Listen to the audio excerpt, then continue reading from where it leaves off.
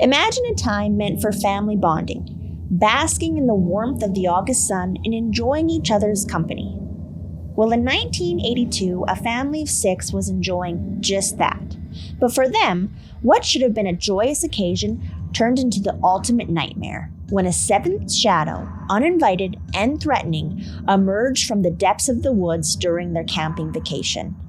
This is the chilling tale of a family's disappearance amidst the wilderness of Wells Gray Provincial Park. I'm Nicole. My name's Ben, and this is Wicked and Grim, a true crime podcast. Warning, the following podcast contains graphic content and materials intended for a mature audience. Listener discretion is advised.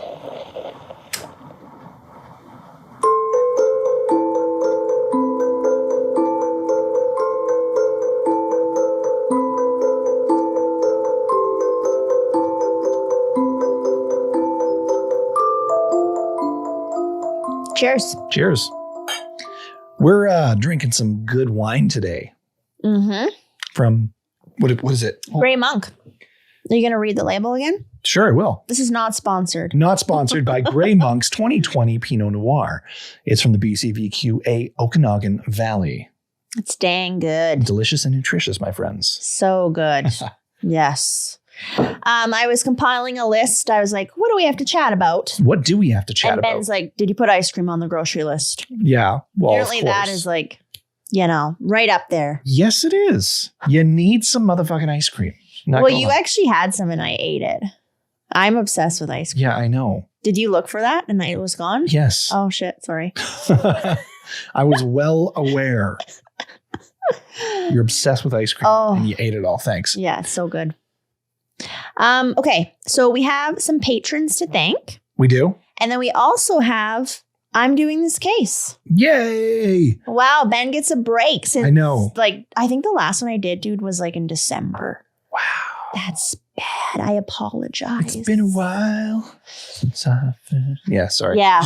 Singing some Creed right now. But instead of singing Creed, I'm going to go ahead and thank the patrons. How's that? That would be wonderful. Okay, so we have 2 amazing people who joined us over on Patreon this week. We have Crystal Burbridge and Ashley Parks. Thank you so much. We appreciate you guys. Yeah. It means a lot for joining us over there. I love that. If you guys want to join Patreon, links down below. You get behind the scenes. They just helped us name one of our chickens. They did. You get exclusive content. It's fantastic. We did a pre-show before this episode, and they're getting that too. Drop some bombs in there, Exactly. Dropping some good heads up information. We just dropped a couple big ones in there.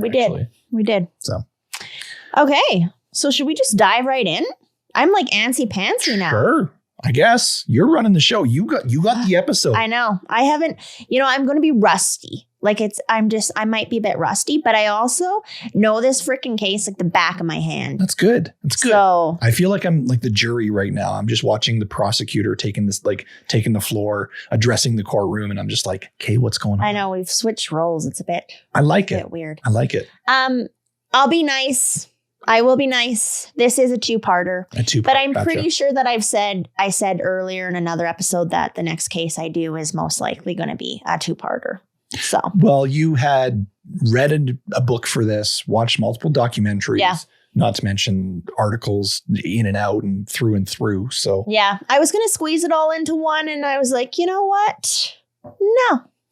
Sometimes it's nice to do those deep dives. Yeah. And I want to spend a smidge more time on part 2. So, it allows for that. Respectable.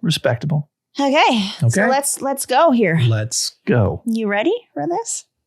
You haven't been asked that sort of question for a while. No, I haven't. Kind of caught me off guard, if I'm honest. Okay. But yes, I am. Go for it. Do it. Okay. It was to be a glorious 2-week camping vacation in Wells Gray Provincial Park. This is one of British Columbia's largest and most rugged recreational areas. It's in our province, which is very exciting. I just have to throw that out there. The park itself covers just over 5,400 square kilometers or 1.3 million acres and has something to offer for almost every outdoor enthusiast. It's a place we need to visit. Sounds amazing. So Bob Johnson, his wife Jackie, who he'd been married to for 21 years, and their 2 daughters, they had a daughter named Janet, who was 13, and a daughter named Karen, who was 11. They left their home on August 2nd, 1982, with the intention of meeting up with Jackie's retired parents, George and Edith Bentley. The Bentleys, who were both in their late 60s, were avid campers and had actually recently just purchased a new truck and camper for their adventures. Okay. So, living that retired life, like that is the dream, I think. The dream that we all dream of, Yeah. Just having that freedom. Getting yourself some new toys, spending time with your kids, your family, Getting drunk out in the Provincial Park with your new truck and camper when you're chilling by the lake and water. That's Ben's idea, I guess, of retirement. Phenomenal. I feel like you do that now. I do that at home. If I were to be retired, I could do it out of the home. There you go. Yeah. And then I would do it in a home. See the progression of how this works, right? Yeah. Okay, so for the trip, they had also secured a 10-foot aluminum boat that they fastened on the top of the camper. It was going to be a good time. They were a close-knit family, 3 generations of compatible, loving individuals who wanted to enjoy the outdoors and just spend time together. So 2 weeks came and went, with the Johnson family set to return home to West Kelowna on August 16th. But Bob didn't report for work as expected. And in 20 years, he had never missed a day's work. Oh, dang. That's dedication. Yes, he was a very, very good employee. He even had a workplace injury where he lost a finger, and he returned to work the very next day. Damn. So to say that this, him missing time at work without any contact, like it was very much so out of character. No kidding. Their employer must have thrown him a damn good pizza party for losing a finger. You'd hope, eh? One would hope. It would better be more than a pizza party, but in today's age, and yeah, it's probably just a pizza party. I can't remember what the company was, but it was he was a SAR. So it would have been like a mill. SAR? Like a saw filer? Or I think it just said SAR. Is that SAR? Well, I don't know. He worked in a mill of sorts. A mill? So okay. Well, I can relate. You can lose fingers in that sort of environment pretty easily, can't you? I've seen many, because I worked in sawmills for over 15 years. Yeah. I've seen countless people missing digits as a result of working in sawmills. Yeah, I couldn't imagine. And I would be one of those people that'd be like, I can't go to work for a really long time. I remember when I secured a job at one of the sawmills, during the interview, they were asking questions and everything. Then I got the position. They hired me on the spot there. And then I went to shake everyone's hand. And one of the guys interviewing me, he was missing all the fingers on his hand. Wow. Up to his first knuckle. Really? Yeah. Did that make you kind of be like, uh-oh, what did I just do? No, because I had already been in mills for like 5 years. Right. It was the second one I went to. Okay. So I was already well aware of people missing dangers. fingers and stuff. It was just every finger on the same hand was gone. I was like, wow. Gosh, that would have been brutal. Yeah. Okay, so on August 23rd, after missing work, so he missed work for an additional week, Bob's boss filed a missing persons complaint to the RCMP. He was like a well-liked guy. They were probably just giving him the benefit of the doubt or something, right? Yep. But eventually they're like, enough's enough.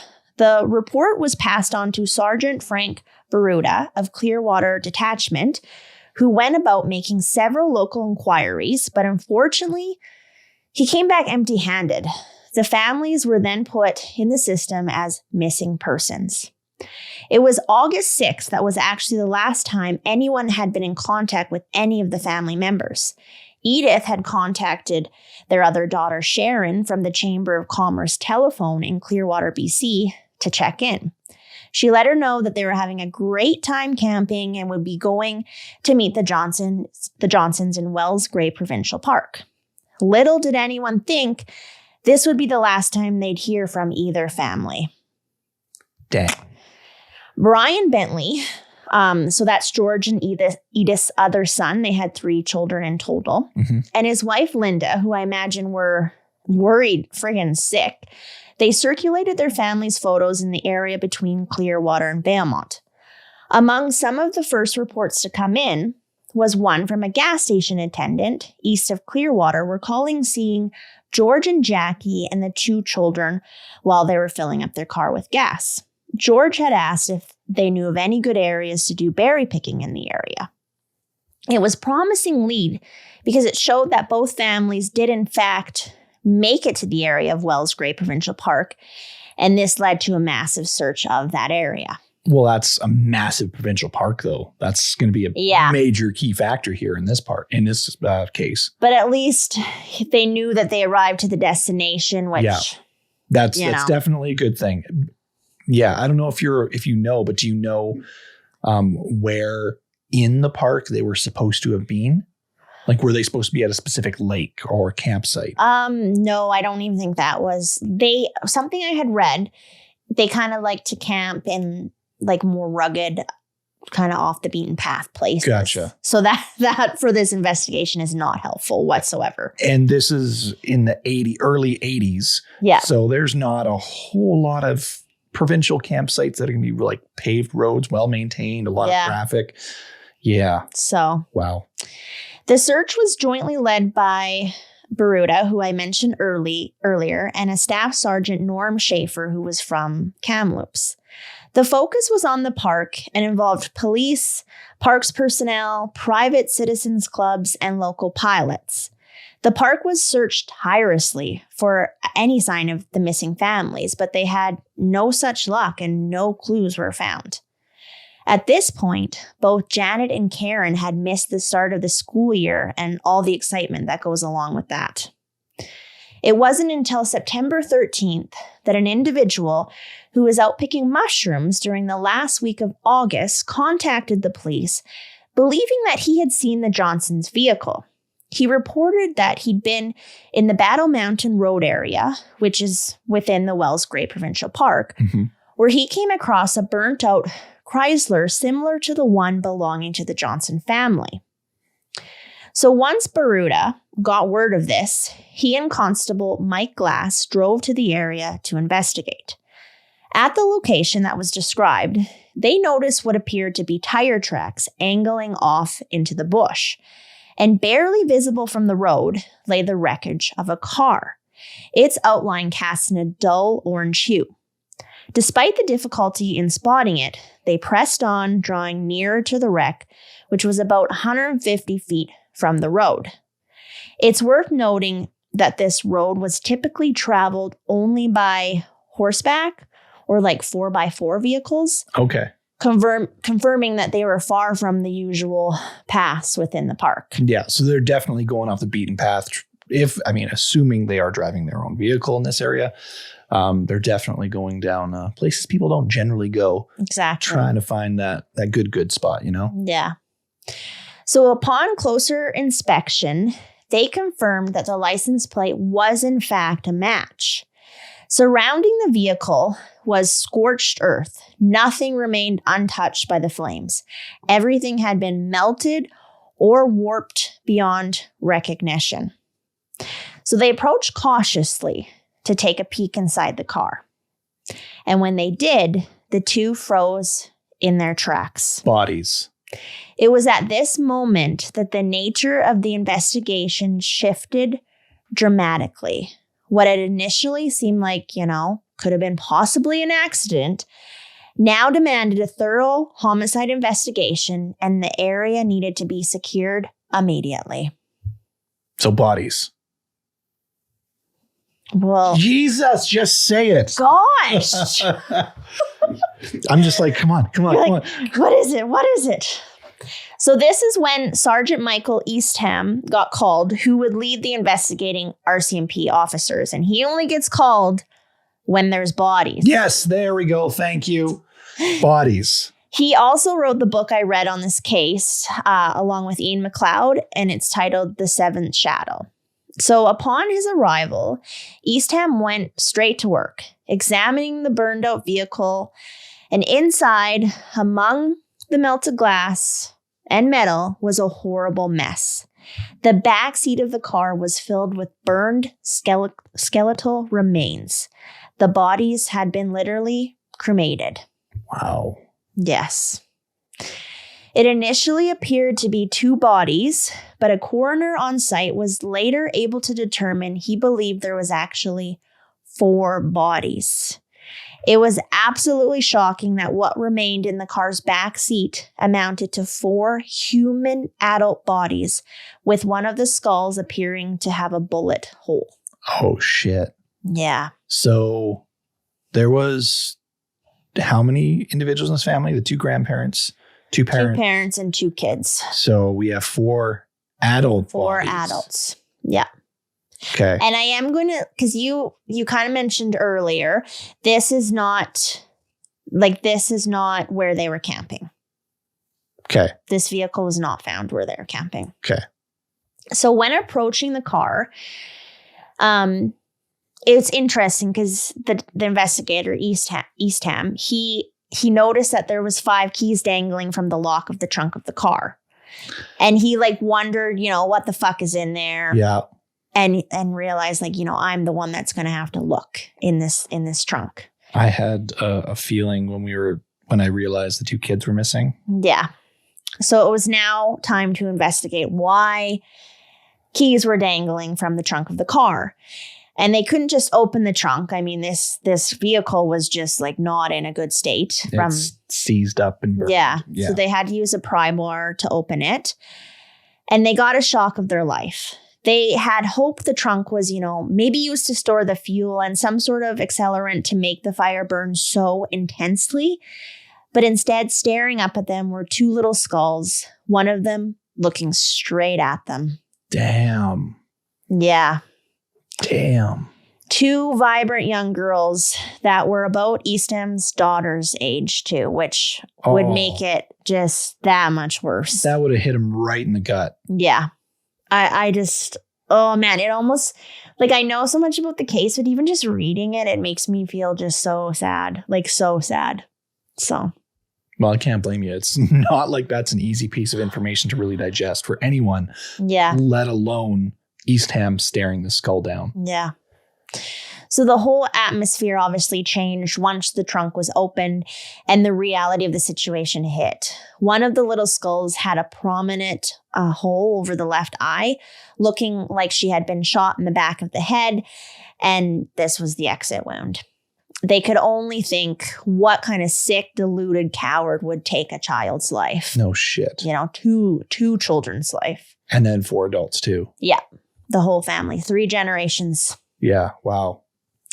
Tracking dogs, helicopters, and all the manpower the RCMP could muster were employed in search for more evidence, including the Bentley's truck and camper, which were not at this site.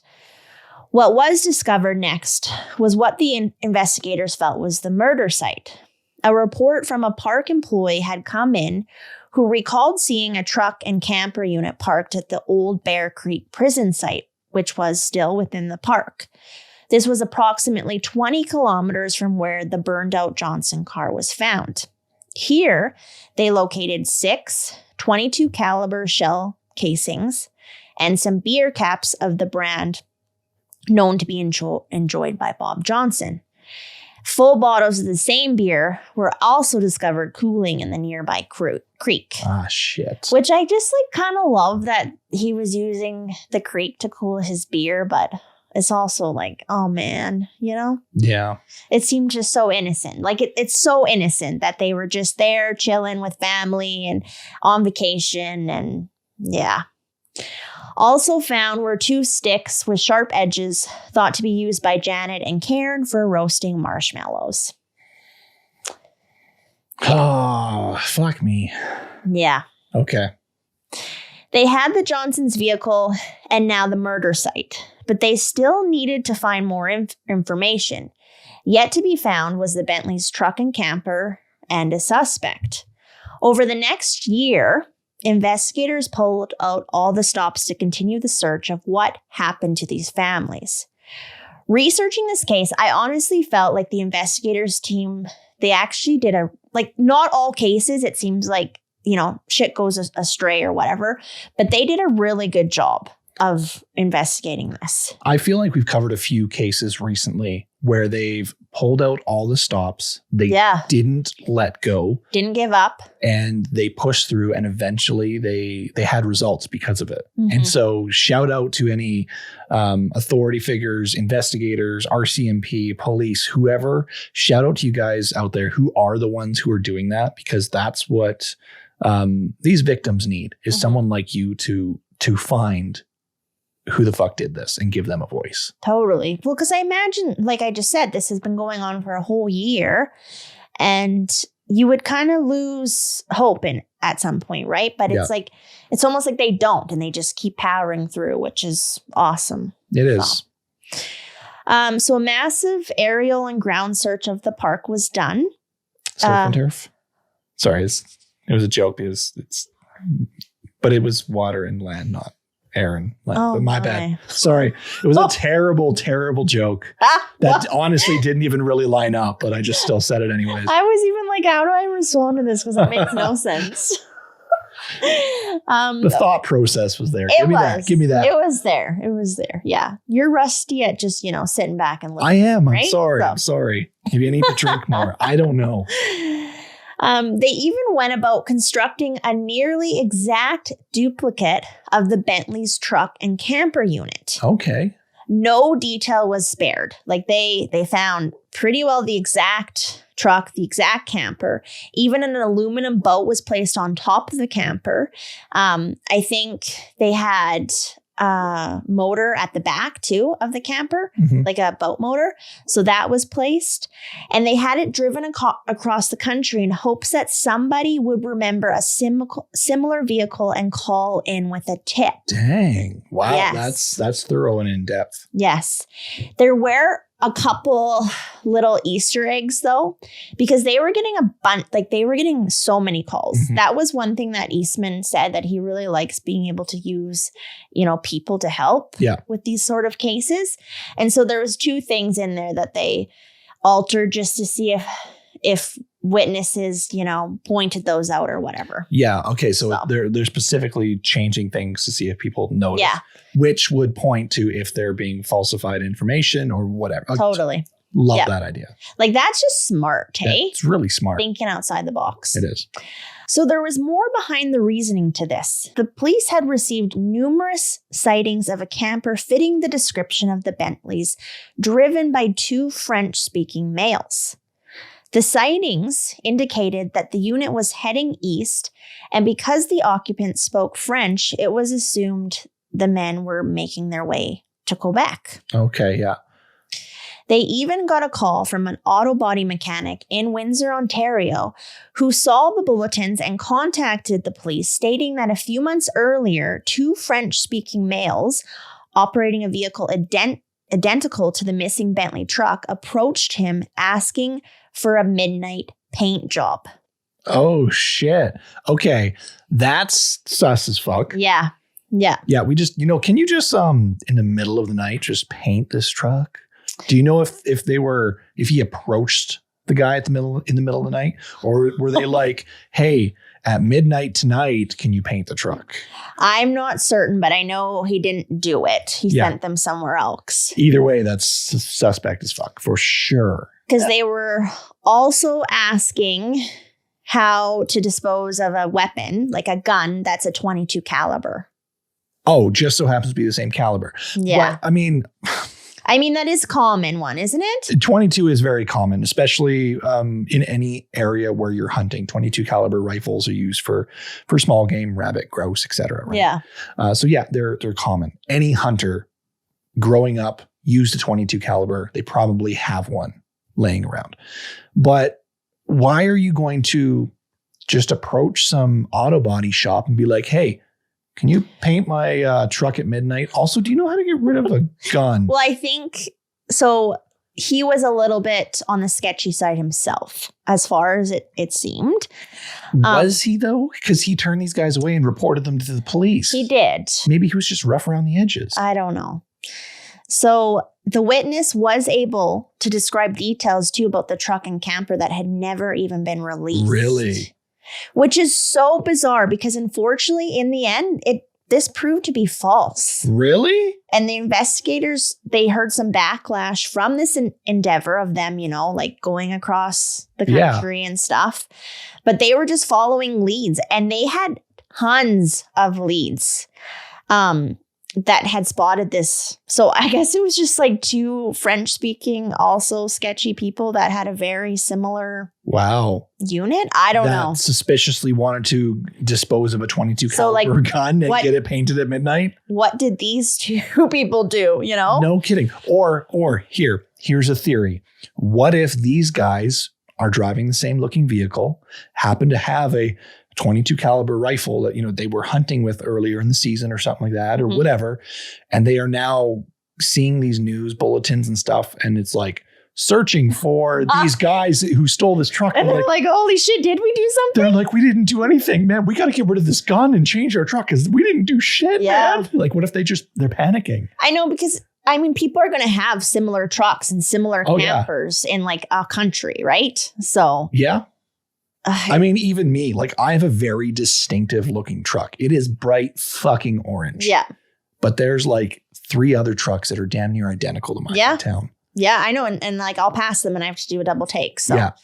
I get told that a lot from friends. They're like, oh, I waved at you driving by this area. And you were an asshole and you didn't wave back. And I'm like, I was at home all day yesterday. What are you talking about? That wasn't me. Yeah.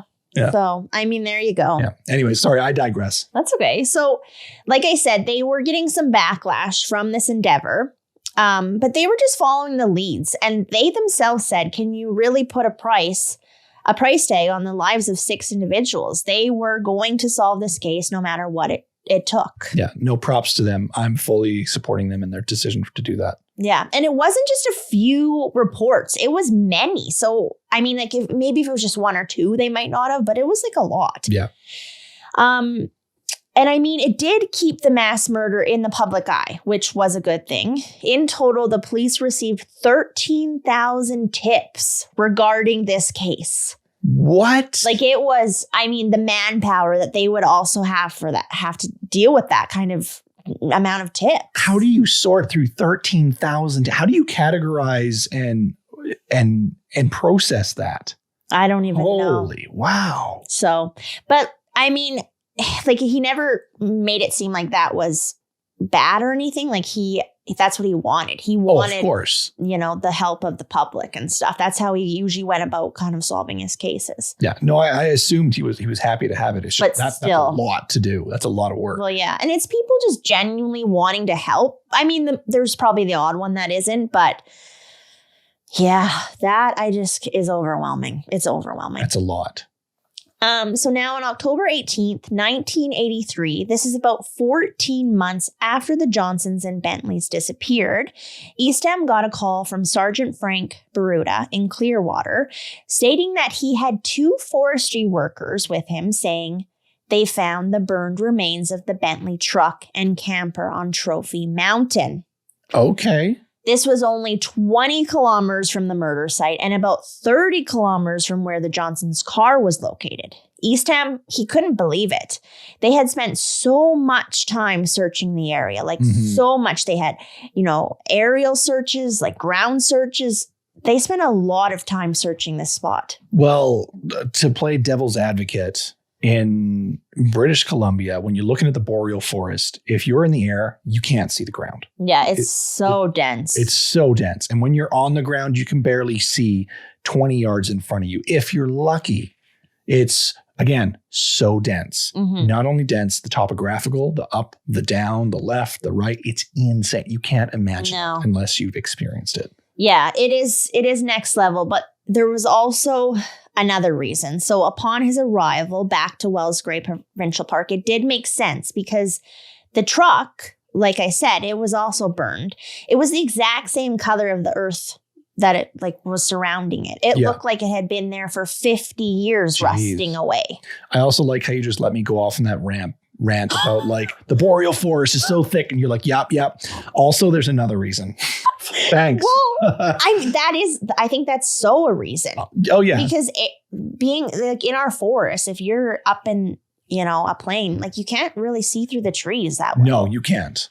So, and to have something that's going to look like it's been there for 50 years, at first glance, it's probably just going to look like an upturned stump or pile of dirt. Yeah. And something too that just came back to me, there had been a forest fire or something in that area not long ago. So like that would just blend right in as well. No kidding. Right? There's going to be a bunch of scorched stumps and trees and stuff because that lasts a long time. That leaves a mark for years. So this was also very high up the mountain. Eastham thought that he was going, in his book, he mentioned like he's going to get a fucking nosebleed from being so high up this mountain from the altitude. Jeez. So like it was, I mean, it makes sense that it wasn't found when you think about it. It was pretty obvious that whoever drove the truck all the way up to this spot had been a local with knowledge of the area, though. Definitely. Had the truck not high-centered on a log, it would have been driven off a huge cannon at the end of the trail and would never... Canyon. What did I say? Cannon? Cannon. It would have been driven off a huge cannon. Canyon. Sorry. I was getting real into it. And getting tongue-tied, sorry. So it would have been driven off of there. And if it did, it would never, ever have been found again. Yeah. So he knew what he was doing. Yeah, neither would have the person driving it. They would never would have been found either. Well, unless they could have just like put something on the gas pedal and let it go off the cliff. Which probably would have been a better idea than what he did, clearly, because it would have never have been found, and that probably would have played to his benefit. Yeah, but he got stuck. Oh, he got stuck. Yeah, it was high centered on a log. Oh, I thought you said had he not... Okay, sorry, I see what you said now. But I thought you were saying because he had knowledge, he did not get high centered on any logs and made his way up this trail where he didn't even fall off into a canyon. Okay, no. He did get high centered. And for that, I mean, they were able to find this eventually. I see. Okay, that makes sense. Okay. Sorry. No, that could have been my bad too. I was like getting too excited here. I got threw off with the cannon. I'm like, where's the cannon? Oh my God. Okay, so their focus was once again brought back to the Clearwater area. And within weeks, investigators had several leads that pointed to a local man, and his name was David Shearing.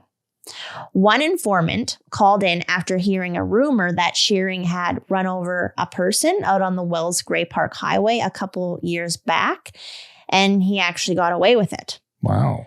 Oddly enough, the same day that call came in, yeah, one of the investigators was having lunch downtown when a waitress slid him a piece of paper with Shearing's name written on it.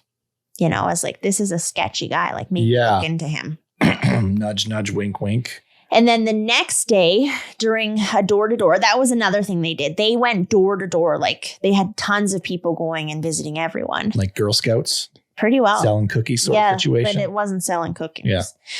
So Shearing's name came up once again when a woman said to her husband, "Aren't you going to tell them about what Dave Shearing said about re-registering that truck with the bullet hole in the door?" Just like yells this to her husband who's at the door with like a police officer. And then he just like side eyes her and is like, the fuck, you know? Yeah, because clearly he was going to keep it hush hush. Yeah. But thankfully, I could just picture it. Hey, Phil! Phil! Ain't you going to tell him about that bullet hole truck he was going to re-register? Shut up, Debbie! I know, like it is, you can literally picture it. Oh, I can 100% picture it.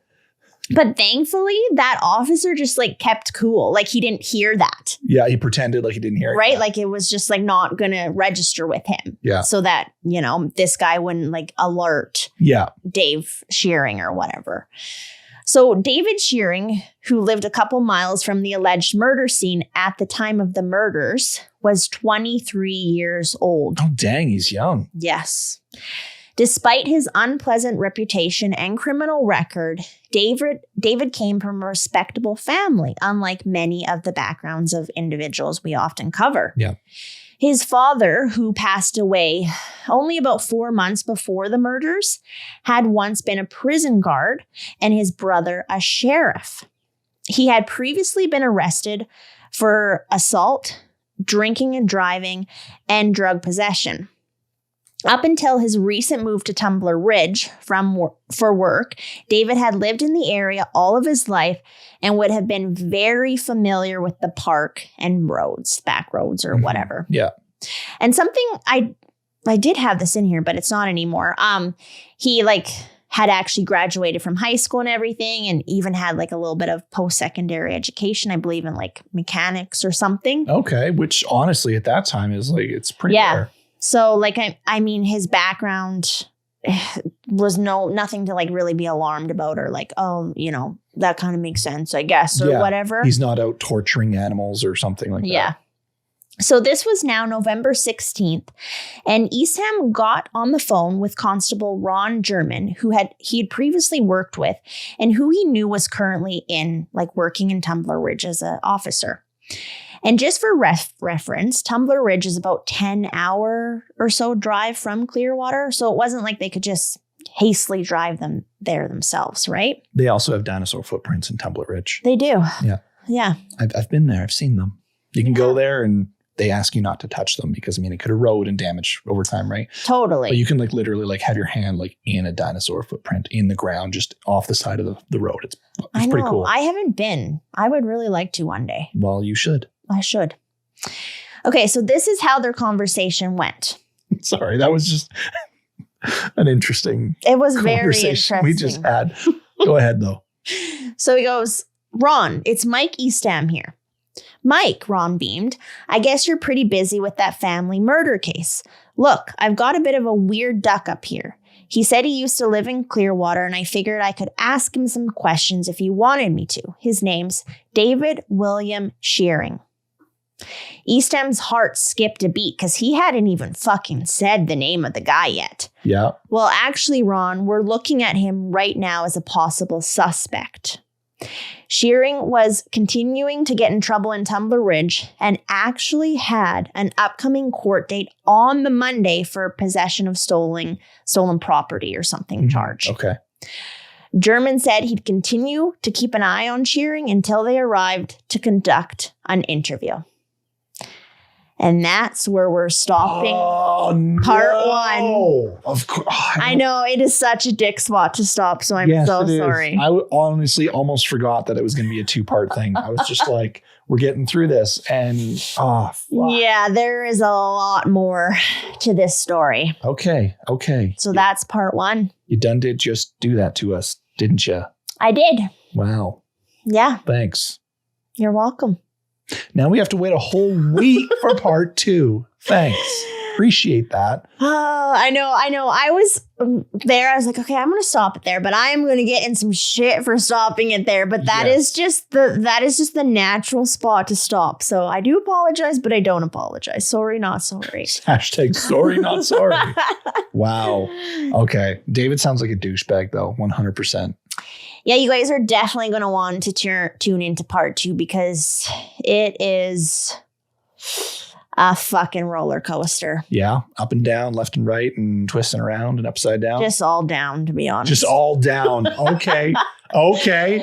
All right. I see what you're doing here. Yeah. Okay. I'm in for it. So there you go. Okay. Well, that's you caught my attention. You going to be able to wait a week? I might have to read this book in the meantime. Just catch up in the middle. What was the book called again? One day I'm just gonna be trying to find my book and you'll have it. Yeah, I'll just be curled up in the couch. Oh man, I had it in Seventh here. something? Didn't you say? The Seventh Shadow. The Seventh Shadow. Okay. Yeah, The Seventh Shadow. Okay. I might want to read that after this case or before part 2. I don't know. We'll find out. It is very good. There is a lot in it about him just being an investigator and, referencing other little cases or his life or whatever. His experience and point of view. Yeah, because he's been an investigator for a long time. He's now retired, which I think is why he can write this book because he's not like an active, still in the force. But yeah, it is the first half. It was harder to get through, but then but I always find books sometimes are hard to get started in. But then, halfway through or whatever, I was like, okay. I think that's when I read the half in one day.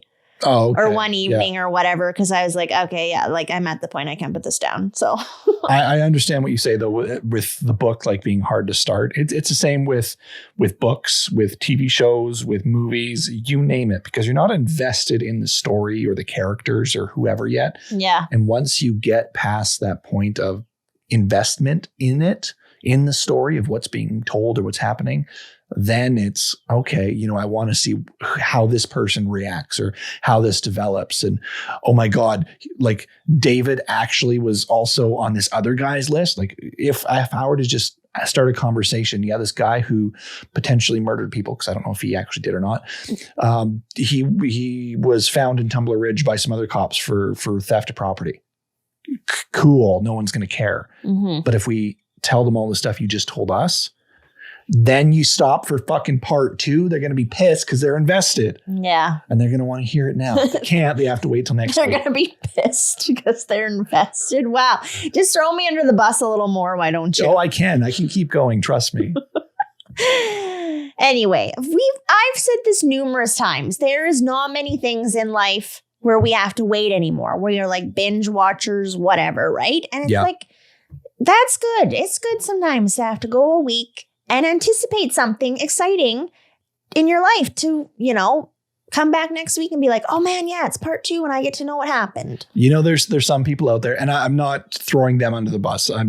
You do you. I do not judge it whatsoever. I'm just giving you another perspective here. There's some people out there who, when they see that we are putting out a part 1, they wait until part 2 is out to listen to them both back to back. Yeah. I can totally relate to that though, because they don't have like the will to like, I got to wait a whole week now. Yeah. I mean, I'm sure they could if they wanted to, but like who wants to? Yeah, I know. It is hard. It's hard. And this story sucks. Like it's super sad. It's super shitty. It just sucks. And yeah, it doesn't get any better, I guess is what I'm saying. Well, like you said, it's just downhill. Yeah. A roller coaster that just goes down. So yeah, thanks. Good job so far though. Thank you. Yeah, good job. Good job. I'm liking it. I'm loving it. I can't wait for part 2. Mm-hmm. Yeah. And until then, if you guys want to check out more of our social links like Patreon or Instagram or Facebook or YouTube, we have 2 YouTube channels, one where we vlog and do some lifestyle tiny home stuff, and another one where you can actually watch the recordings of the podcast in visual form on camera. You can go do that too. Yeah, that's Ben doing his hand gesture. Every time I talk about the camera rolling and us, like you can watch it, I always do the hand gesture because it just feels right. Yeah. Feels right. Natural. Okay. So until next week. I wasn't even done doing my spiel. You can check all those things in the description of this podcast down below. Go ahead. Click on things. Thanks for listening. Now go ahead. Are you done, Chatty Cathy? Sorry, I had a glass of wine and I want another. And I want to listen to part 2. Well, until part 2. Until part 2. Stay wicked.